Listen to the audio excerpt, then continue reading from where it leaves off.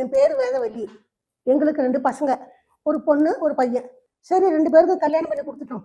ஆனால் கோயிலெல்லாம் போய் அந்த படிக்கட்டுலாம் ஏறும்போது எனக்கு கால் ரொம்ப வலிக்கும். முட்டி படிக்கட்டில் ஏறக்கூட முடியாது. அப்போ நினைப்பேன், அட கடவுளே, எனக்கு ஏன்டா இந்த கால் வலியை கொடுத்த, இந்த முட்டி வலியை கொடுத்த. இப்படி தான் ஒவ்வொரு தினமும் ஒவ்வொரு கோயிலுக்கு போயிட்டு வரும்போது மனசு நொந்து போய் வீட்டுக்கு வர பார்த்து பார்த்து என் பிள்ளை, சரி வாமா உன்னை நான் டாக்டர்கிட்ட கூட்டிட்டு போறேன் அப்படின்னு சொல்லி டாக்டர்கிட்ட கூட்டிட்டு போனோம்.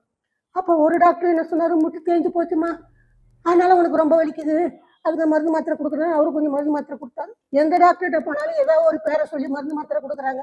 ஆனா எந்த மருந்து மாத்திரையும் எனக்கு கோல் வலியை முட்டி வலியை சரியாக்கிற பாடல்லையே.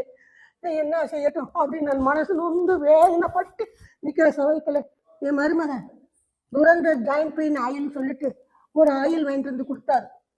நான் கூட அப்போ அந்த ஆயில் சரியாதான் வாங்கி வந்து கொடுக்குறேன், நம்ம தேய்ச்சி தான் பார்ப்போமே அப்படின்னு சொல்லிட்டு வாங்கி கொஞ்சம் எண்ணெய் கையில் ஊற்றி இப்படி காலில் தேய்க்கும் போதே அதுலேருந்து ஒரு ஆவி கிளம்பிச்சு. ஒரு உடம்புக்குள்ளார ஒரு மாற்றம் தெரிஞ்சது.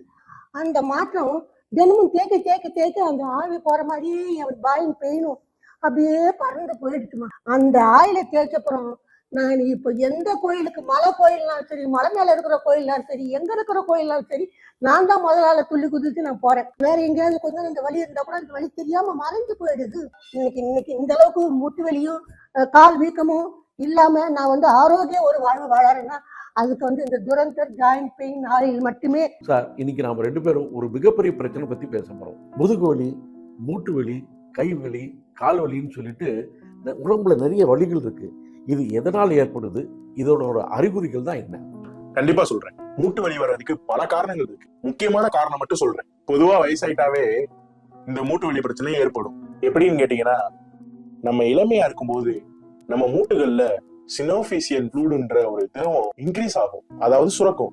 ஏஜ் ஆக ஆக பாத்தீங்கன்னா அந்த திரவத்தினுடைய சுரக்கும் தன்மை குறைஞ்சிரும். இதனாலதான் நம்ம கை, கால், தோள்பட்டை, மூட்டுகளுக்கு எல்லாம் ஒரு உராய்வு ஏற்படுது.